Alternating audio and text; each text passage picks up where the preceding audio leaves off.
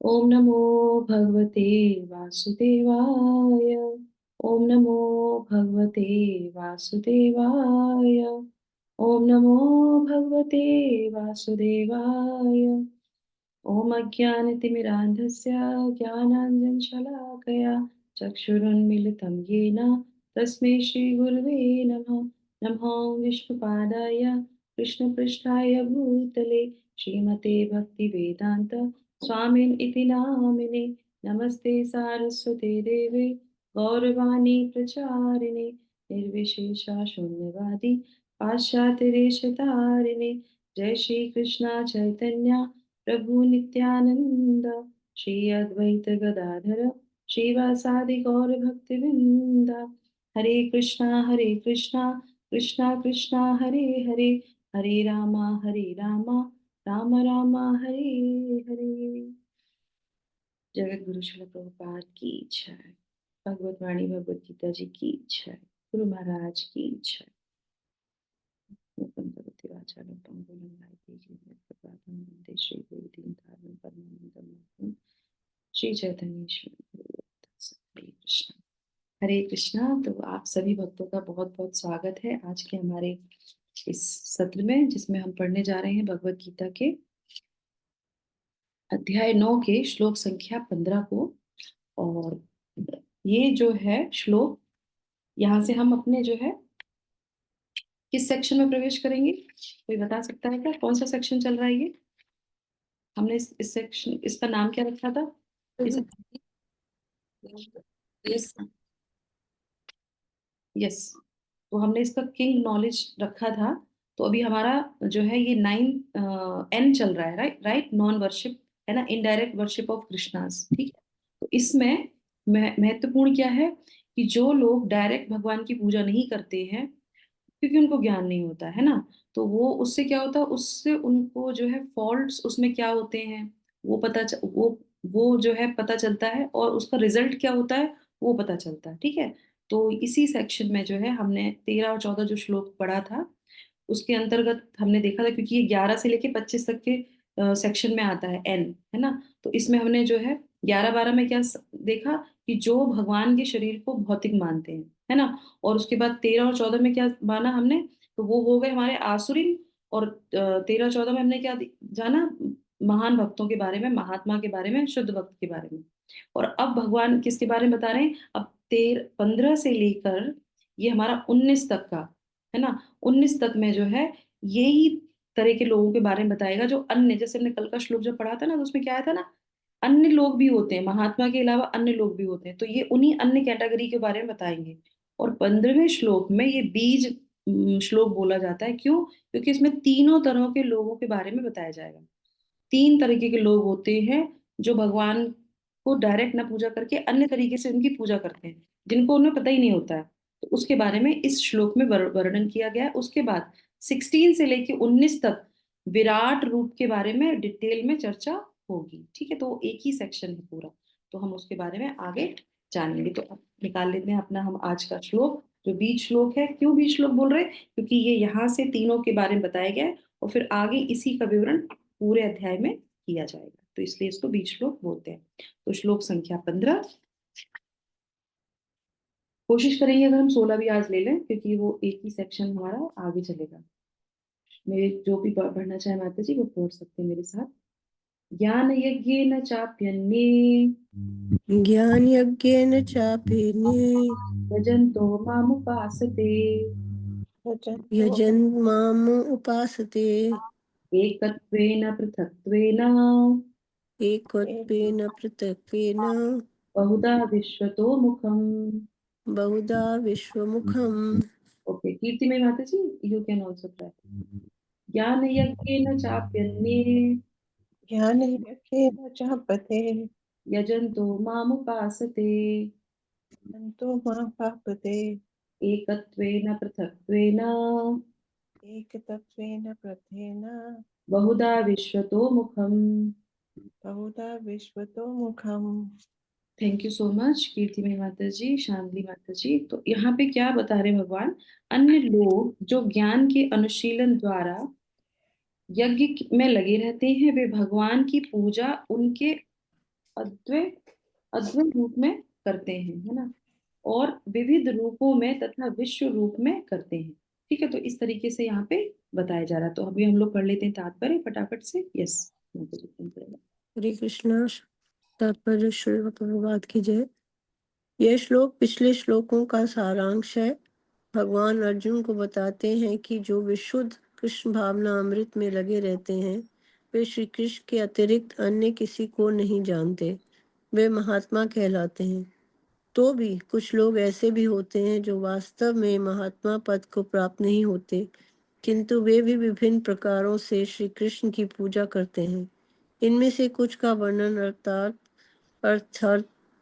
अर्थार्थी, ज्ञानी तथा जिज्ञासु के रूप में किया जा चुका है, किंतु फिर भी कुछ ऐसे लोग भी होते हैं जो इनसे भी निम्न होते हैं।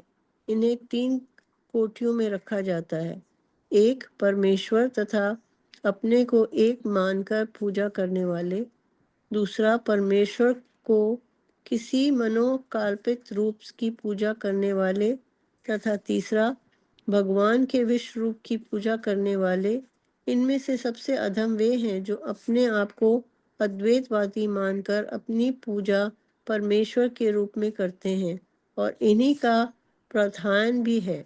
ऐसे लोग अपने को परमेश्वर मानते हैं और इस मानसिकता के कारण वे अपनी पूजा आप करते हैं। यह भी एक प्रकार की ईश पूजा है, क्योंकि वे समझते हैं कि वे भौतिक पदार्थ न होकर आत्मा है। कम से कम ऐसे भाव तो प्रधान रहता है। सामान्यतः निर्विशेषवादी इसी प्रकार से परमेश्वर को पूछते हैं। दूसरी कोटि के लोग हैं जो देवताओं के उपासक हैं, जो अपनी कल्पना से किसी भी स्वरूप में को परमेश्वर के स्वरूप मान लेते हैं। तृतीय कोटि के ऐसे लोग होते हैं जो इस ब्रह्मांड से परे कुछ भी नहीं सोच पाते। वे ब्रह्मांड को ही परम जीव या सत्ता मानकर उसकी उपासना करते हैं। यह ब्रह्मांड भी भगवान का ही एक स्वरूप है। Hare Krishna. Thank you so much माता जी, हरे कृष्णा। तो अब इसको ध्यान से समझिएगा, ठीक है। तो कई सारे टर्म्स इसमें दिए गए हैं। तो सबसे पहले जो है एकत्वेन पृथक्त्वेन बहुधा विश्वतो मुखम, ठीक है। तो ये ज्ञानियों की बात हो रही है। ये सारे ज्ञानियों की कैटेगरी में आते हैं, ठीक है, जो भगवान को अन्य मानते हैं। तो ज्ञान जितना सीमित रहता है ना, तो भगवान को भगवान के प्रकाश के रूप में ही मान लेना कि यही भगवान है, यही सब कुछ है, और उसमें जो है हम लीन हो जाएंगे। तो फर्स्ट कैटेगरी हो गई एकत्वेन। एकत्वेन का मतलब क्या क्या कि मैं और परमेश्वर एक ही हैं। कृपया करके माइक बंद कर दीजिए। किसका? बाला माता जी का। ओके। तो क्या बोल रहे हैं कि एक ही हैं। एक ही का मतलब क्या हो गया कि एकत्वेन है कि मैं और भगवान में कोई अंतर नहीं है, कि हम उन्हीं के पार्ट एंड पार्सल हैं और उन्हीं में जाके लिप्त हो जाएंगे। तो ये हो गई। तो इसको बोलते हैं अहम ग्रह उपासना। अपने ही अपने का ही उपासना करना, जैसे मैंने पहले ही बताया था ना, जब हमने इसके जब विवरण किया था तब। तो ये फर्स्ट वाली कैटेगरी में हो गई, ठीक है। दूसरी कैटेगरी कौन सी बता रहे हैं यहाँ? पृथक्त्वेना। अभी पहले में तो क्या एक ही है दोनों, तो वो हो गया। तो हम भी भगवान है, हमारी भी पूजा कर लो, हम अपनी पूजा कर सकते हैं। तो हम, क्योंकि हम ही जो है ब्रह्म है। तो इस तरह से बहुत से लोग बोलते हैं ना अहम ब्रह्मास्मि, है ना, तो उसका गलत अंतर ले लेते हैं और वो फिर अपनी ही जो है अहम ग्रह उपासना करने लगते हैं। दूसरा हो गया यहाँ पे पृथक्त्वेना। तो थोड़ा सा पृथक मानते हैं। तो दूसरी कैटेगरी कौन सी हो गई? इसमें हो गई दूसरी कैटेगरी कि वो किसी को तो सरेंडर करते हैं एटलीस्ट। समझ में आया? फर्स्ट कैटेगरी तो किसी को सरेंडर नहीं करती, है ना, वो तो अपने आप को ही भगवान मानने लगती है, बाहर से नहीं दिखाएगी। तो वो एटलीस्ट हम ब्रह्मास्मि है, हम लीन हो जाएंगे और अपने आप को वो कर लेंगे। तो वो उस तरीके से मानती। सेकंड कैटेगरी जो पृथक्त्वेन है, जिसको बोलते हैं प्रतीक उपासक। प्रतीक उपासक का मतलब है डेमीगॉड वर्शिपर्स, जो किसी ना किसी को तो सरेंडर करके मान लेते हैं। और इसमें सबसे मुख्य बात क्या है? भगवान को मानते हुए, क्योंकि ज्ञान नहीं है ना पूरा, तो एटलीस्ट किसी फॉर्म को मानते हैं। पहले वाले तो किसी फॉर्म को मानते ही नहीं है। सेकंड वाले किसी विग्रह को तो मानते हैं। शिव जी को मानो, दुर्गा जी को मानो, किसी को तो मान रहे हैं ना, एटलीस्ट किसी को तो सरेंडर कर ही रहे हैं ना। तो ये सेकंड कैटेगरी हो गई। तो इनको क्या बोलते हैं? इनको बोलते हैं पृथक्त्वेना। तो ये दूसरी कैटेगरी के लोग हो गए, ठीक है। ये भी ज्ञानियों में ही आते हैं। थर्ड कैटेगरी हो गई विश्वतो मुखम। अब ये हो गए जो भगवान के विश्व रूप की उपासना करते हैं, ठीक है।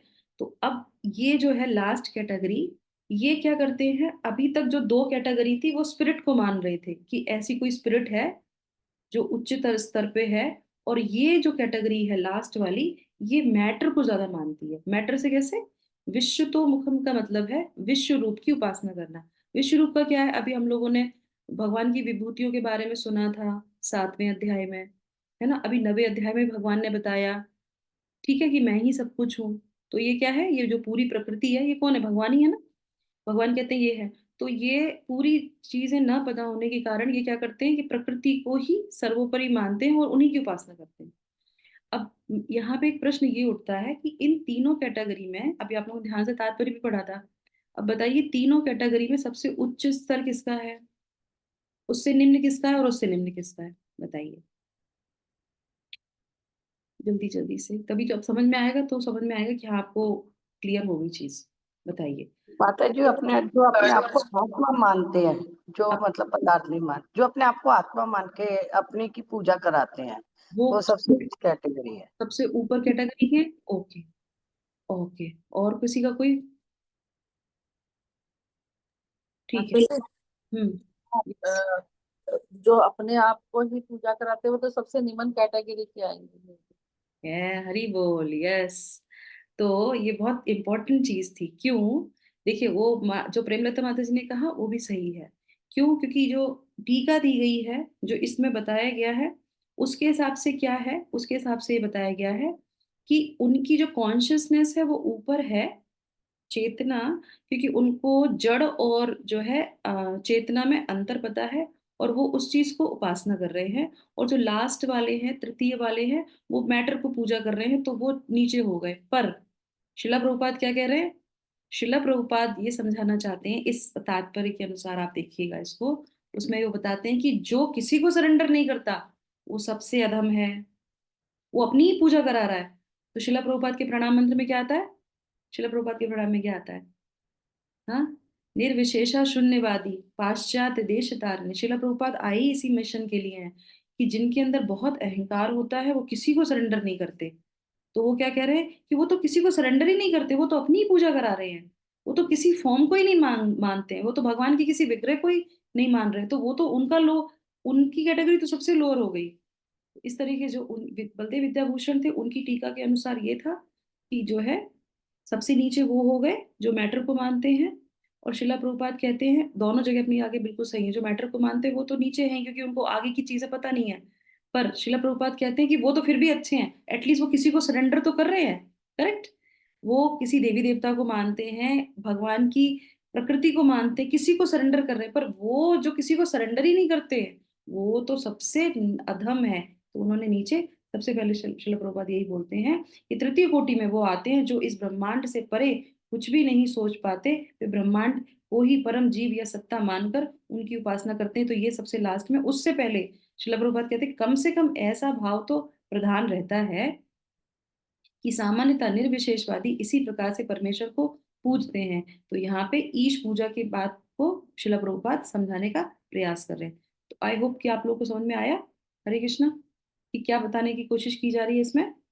हरि बोल। समझ में आया, हरे कृष्णा। तो हमारे लिए लर्निंग क्या है, हमारे लिए लर्निंग यहाँ पे ये है, प्रेमलता माता जी और सबको क्लियर हो गया, अभी डाउट तो नहीं है कोई। जी माता जी, हरे कृष्ण। तो अभी हमारे लिए लर्निंग क्या है, हमारी लर्निंग ये है कि हमको क्या करना चाहिए, हमको जो है वैसे लोगों से संग नहीं करना चाहिए जो क्या करते हैं अपनी ही पूजा करवाते हैं या भगवान के रूप को नहीं मानते, निर्विशेषवादी और मायावादी। शिला प्रभुपाद सख्त उनके खिलाफ होते हैं, मायावादी, इसके मायावादी कृष्ण अपराधी। दूसरा जो है, जो लोग देवी देवताओं की पूजा करते हैं उनका भी हमको सम्मान करना चाहिए, है ना। क्योंकि एकदम से कोई कृष्ण के पास नहीं आ जाता। अभी जगन्नाथ जी की चल रही थी, तो जो भक्त जिस भाव में भगवान को देखना चाहता था, तो जगन्नाथ जी ने वही वेश धारण कर लिया, है ना, गज वेश धारण कर लेते हैं। क्योंकि धीरे धीरे ही पता चल पाएगा, एटलीस्ट उनमें सरेंडर का भाव है। धीरे धीरे ही वो परत हटेगी और तब उन्हें पता चल पाएगा कि सबसे ऊपर कौन है, कृष्ण है ना। और उसके बाद जो प्रकृति से प्यार करते हैं, जो प्रकृति को सब कुछ मानते हैं कि नहीं देखो ये भी तो कितना सुंदर है, हमें इसकी, तो वो भी गलत नहीं है, हमें उनका भी सम्मान करना चाहिए। क्यों? क्योंकि हमारी दृष्टि जो है विस्तार रूप से होनी चाहिए कि सब कुछ भगवान का ही है। तो इस तरीके से जो है इस जो है श्लोक में बताया जा रहा है कि कैसे जो है सारी चीजें होती हैं। ठीक है, अब हम आ जाते हैं दूसरे श्लोक पे, तो इसको भी हम ले लेते हैं। क्या समय बचा है हमारा? ओके, तो हम इसको कवर कर सकते हैं। ठीक है, तो श्लोक संख्या जो है हम ले लेते हैं 16। ठीक है, अहम क्रतुरहम यज्ञः, पढ़िए माताजी। हरे कृष्णा। अहम कर्तुरहम यज्ञः स्वदाहम औषधम, स्वदाहम औषधम। फिर से पढ़ते हैं, अहम क्रतु अहम यज्ञः अहम क्रतुरहम यज्ञः स्वधा अहम अहम औषधम, स्वधा अहम औषध मंत्र अहम अहम एव, मंत्रोहम अहमेव, आज्ञायम अहम अग्नि अहम हुतम। अज्ञायम अहमग्रिहम हुतम। Very nice, thank you so much माता जी। तो यहाँ पे भगवान क्या बता रहे हैं? अब भगवान जो विश्व रूप को मानते हैं, विश्व रूप का मतलब क्या है? बहुत से आपने ऐसे देखे होंगे, क्योंकि ये महात्मा के बाद का सेक्शन आ रहा है ना, तो बहुत से पूजा पाठ करने वाले होते हैं, बहुत से पीले कपड़े पहनने वाले होते हैं, बहुत से तिलक धारण करने वाले होते हैं, बहुत से कंठी धारण करने वाले होते हैं, है ना, बहुत से मंत्र उच्चारण करने वाले होते हैं, पूरी पूरी भगवत गीता का पारायण डेली करते हैं वो, एटलीस्ट एकादशी को तो करते ही होंगे। सब महात्मा नहीं होते, ठीक है? जो भगवान के, कृष्ण भगवान को मानते हैं, जो भगवान के पूर्ण रूप से भगवान की रूप को समझते हैं, वो ही महात्मा कहलाते हैं। तो भगवान अब यहाँ पे समझाते हैं कि जो विश्व रूप में मुझे पूजा करते हैं, उनके लिए ये श्लोक यहाँ पे विस्तार से बताया जा रहा है कि अब वो समझ जाएं कि मैं ही सब में हूँ। तो अब यहाँ पे वो क्या बोल रहे हैं, और ये सेक्शन हमारा 19 तक चलेगा, तो हम एक एक करके इसको समझ सकते हैं। ज्यादा इसमें एक्सप्लेनेशन की जरूरत बिल्कुल भी नहीं है। तो इसमें क्या बोल रहे हैं, किंतु मैं ही कर्म कांड, है ना, किंतु मैं ही कर्म कांड हूँ। किंतु क्यों बोला उन्होंने? किंतु इसलिए बोला क्योंकि पहले वाले में आया था कि वो विश्व को पूजते हैं, तो भगवान कहते हैं जो विश्व को पूजते हैं, विश्व रूप को मेरी आराधना करते हैं, किंतु मैं ही तो हूँ वो। तो वो मैं कौन कौन हूँ? मैं कर्म कांड हूँ, ठीक है, और मैं ही यज्ञ हूँ, है ना, मैं ही पितरों को दिया जाने वाला तर्पण हूँ, औषधि भी मैं ही हूँ, दिव्य ध्वनि भी मैं ही हूँ, यानी कि मंत्र जो उच्चारण करते हैं वो भी मैं हूँ, यज्ञ में जो घी डालते हैं वो भी मैं हूँ, अग्नि भी मैं हूँ, और जो ऑफरिंग दी जाती है वो भी मैं हूँ। तो सब कुछ कौन है? भगवान कृष्ण है। तो अगर कोई जो है बोलते हैं कि ये सब करने से जो है ये चीजें हो जाती कर्म कांड करने से, तो उनको ये बताना चाहिए इस सेक्शन में से कि जो कुछ भी है, भगवान भगवत गीता में क्या बोल रहे हैं, सब कुछ मैं हूँ, हर एक चीज मैं हूँ। तो इस तरीके से सबसे पहले उन्होंने क्या बताया, अहम क्रतु। तो एक बार हम इसका तात्पर्य पढ़ लेते हैं। यस माता जी, जल्दी से कोई हरे बात कृष्णा। पढ़ लीजिए, पढ़िए बात। ज्योतिष्टोम नामक वैदिक यज्ञ भी कृष्ण है। स्मृति में वर्णित महायज्ञ भी वही है। पितृलोक को अर्पित तर्पण या पितृलोक को प्रसन्न करने के लिए किया गया यज्ञ, जिसे धृत रूप में एक प्रकार की औषधि माना जाता है, वह भी कृष्ण ही है। इस संबंध में जिन मंत्रों का उच्चारण किया जाता है वे भी कृष्ण हैं। यज्ञों में आहुति के लिए प्रयुक्त होने वाली दुग्ध से बनी अनेक वस्तुएं भी कृष्ण हैं। अग्नि भी कृष्ण है, क्योंकि यह अग्नि 5 तत्वों में से एक है, अतः वह कृष्ण की भिन्ना शक्ति कही जाती है। दूसरे शब्दों में वेदों के कर्मकांड भाग में प्रतिपादित वैदिक यज्ञ भी पूर्ण रूप से कृष्ण है। अथवा यह कह सकते हैं कि जो लोग कृष्ण की भक्ति में लगे हुए हैं, उनके लिए यह समझना चाहिए कि उन्होंने सारे वेद विहित यज्ञ संपन्न कर दिए हैं। Hare Krishna. Thank you so much, Hari बोल। तो ये कितना सुंदर शिला प्रभुपाद हमारे लिए बताते हैं कि ये स्टेज जो है, तो हमको जो है भगवान ने इतनी कृपा की है हमारी, कितने जन्मों से हमने प्रयास किया होगा, कितने हमने यज्ञ संपन्न किए होंगे, कितने तीर्थ किए होंगे, कितने दान किए होंगे, पुण्य किए होंगे, तब जाके कहीं हम क्या कर पा रहे हैं, भगवान कृष्ण का नाम ले रहे हैं। और वो भी क्यों ले पा रहे हैं? क्योंकि हमें भक्तों का साथ मिल गया। तो ये बहुत बड़ी अपने आप में हमारे लिए कृपा है, भगवान की, भक्तों की कृपा है कि हमको भक्तों का संग मिल गया। तब हम ये बात समझ पा रहे हैं इसको, और भगवत गीता के एक्चुअल अर्थ को समझ पा रहे हैं। तो यहाँ पे सबसे अच्छी चीज क्या बता रहे हैं, कल ही मैं एक लेक्चर सुन रही थी बहुत सुंदर सा, तो मैं उसके शेयर करती हूँ आपसे। तो उसमें हमारे महाराज जी बता रहे थे कि मैं आप लोगों से भी वो शेयर करती हूँ। जो हमारे शिव जी हैं, उनको जो है किस चीज का भोग नहीं लगाते हैं, बताइए किस चीज का भोग नहीं लगता है उनको शिव जी को? जैसे मान लीजिए क्या चलता है, सावन, सावन आने वाला है ना, सावन सोमवार लोग रहेंगे, है ना। सावन में शिव जी को मंदिर जाएंगे तो क्या चढ़ाते हैं वहां पे जाके? जब मंदिर जाते हैं तो क्या चढ़ाते हैं शिव जी को? अच्छा जी, बेलपत्र वगैरह, और धतूरा, फूल, अक्षत। फल, ये हाँ सब चढ़ाते हैं ना। हाँ। आपने देखा कहीं हलवा पूड़ी बना के भगवान को चढ़ा रहे हैं? चढ़ाते हैं क्या? नहीं चढ़ाते, करेक्ट, नहीं चढ़ाते। क्यों नहीं चढ़ाते? तो क्यों नहीं चढ़ाते? इसलिए नहीं चढ़ाते क्योंकि वो किसको जाएगा? पहले वो भगवान कृष्ण को जाएगा, क्योंकि वो वैष्णव है, वो बिना भगवान का भोग ग्रहण किए वो नहीं लेते, करेक्ट। और हम लोग क्या करते हैं, शिव जी के उपासक क्या करते हैं, भगवान को तो फूल और फल चढ़ा दिया और घर पे आके पूरी सब्जी बड़े आराम से खा लेते हैं, खा लेते हैं। तो क्यों? क्योंकि जानकारी नहीं है। जो जो जिसको भी इष्ट मान रखा है, क्योंकि ये इसी में आता है ना, हमने ये हमारे इष्ट है, ये हमारे, अरे आपके इष्ट किसको पूजते हैं वो भी तो जानना जरूरी है। वो किसका नाम जप करते हैं, तो वो बहुत इंपॉर्टेंट है। तो इसलिए वो मुझे एकदम से रिमाइंड आ गया कल का जो मैं सुन रही थी। तो इस तरीके से वो बोल रहे हैं। तो यहाँ पे सबसे अच्छे यह क्या बोल रहे हैं, अहम क्रतु। क्रतु का मतलब होते हैं वैदिक स्तुति होती है, जो यज्ञ होता है। क्रतु माने यज्ञ, और जो है अहम, ये स्तुति यज्ञ करना। तो भगवान कहते हैं मैं यज्ञ हूँ। अहम क्रतु, हाँ तो ये हो गया, सॉरी, मैं वैदिक स्तुति हूँ, यज्ञ नहीं। अहम यज्ञ, यज्ञ का मतलब हो गया स्मृति पुराण, जो किया जाता है, जो बोला जाता है। एक स्तुति होती है, एक स्मृति होती है। तो वो भी मैं ही हूँ। पुराण, पंचरात्र, ये सब जो विधि होती है वो भी मैं ही हूँ, है ना, यज्ञ। और उसके बाद स्वधा, स्वधा क्या हो गया, जो ऑब्लिगेशन जो होते हैं, जो चढ़ावा होता है, जो आहुति होती है, वो भी मैं ही हूँ।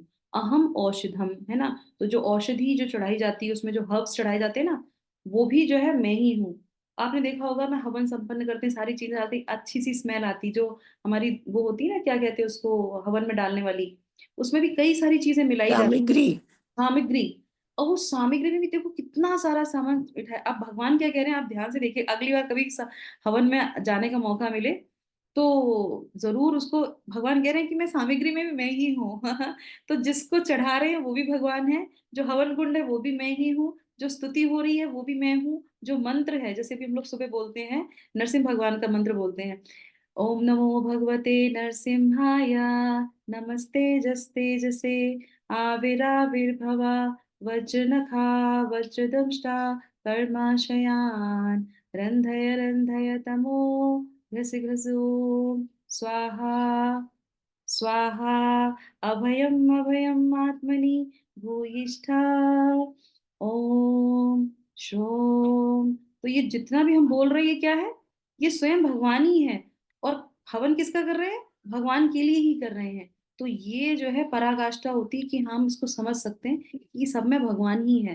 तो जो आहुति है, जो सविता है, जो घी है, सब कुछ भगवान में ही है। और इसके अलावा और जो भी हम करते हैं, तो इसके हमारा ये, हमें यहाँ पे शिक्षा क्या मिल रही है कि जो भी कुछ चीजें हैं, शिला प्रभुपाद जैसे बोलते हैं, दूध से बनी वस्तुएं हैं, कुछ भी है, सब कुछ में भगवान विद्यमान है। भगवान खुद ही इस चीज का भगवत गीता में बता रहे हैं। तो इस तरीके से भगवान आगे भी बहुत सारी चीजें बताएंगे। तो आज हम लोगों ने यज्ञ के बारे में जाना। क्यों? क्योंकि बहुत से ऐसे लोग होते हैं जो यज्ञ पे बहुत फोकस करते हैं, बिना यज्ञ के उनका दिन ही शुरू नहीं होता, यज्ञ करते हैं।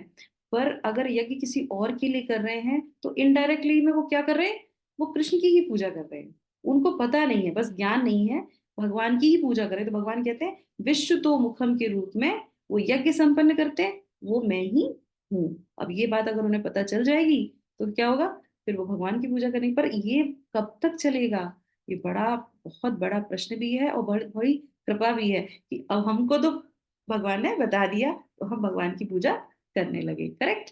तो इसी के साथ फिर जो है हम यहाँ पे इसको विराम करते हैं और भगवान से प्रार्थना करते हैं कि वो हम पे इस तरह से कृपा बना के रखें कि हम इधर उधर ना भटके, और जो लोग इधर उधर भटके हुए हैं थोड़े से, जिनको पूर्ण ज्ञान नहीं है, तो इसीलिए कहते हैं कि भक्ति का ज्ञान से कोई लेना देना नहीं होता। अगर हमें बहुत ज्ञान भी है ना, तो ज्ञान भी हमें कई जगह भटका देता है।